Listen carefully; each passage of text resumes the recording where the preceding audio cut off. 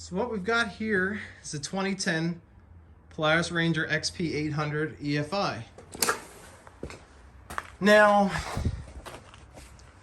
I keep getting a code 6525, which is something to do with the injector being shorted or open, and it literally feels like only half the engine's running when this happens. Was happen intermittently, but now I can duplicate it every time. This might help other people trying to solve this issue. Polaris decided to epoxy the connector into the fuel injector. So this harness goes all the way down to here to these plugs,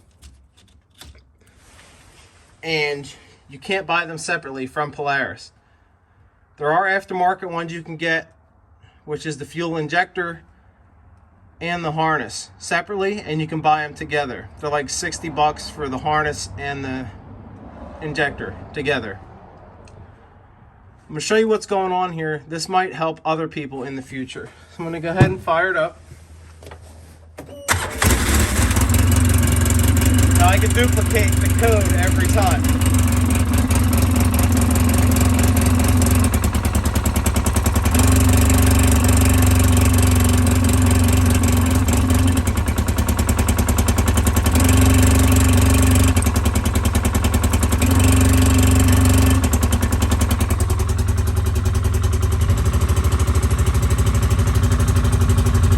There it goes.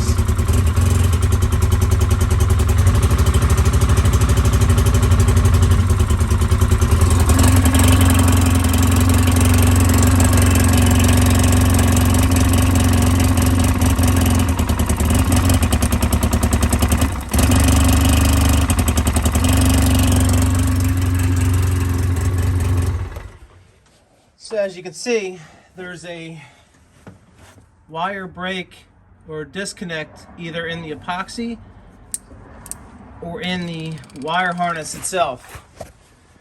So just something to look for if somebody's banging their head trying to figure out what a 6525 code is for the Rangers.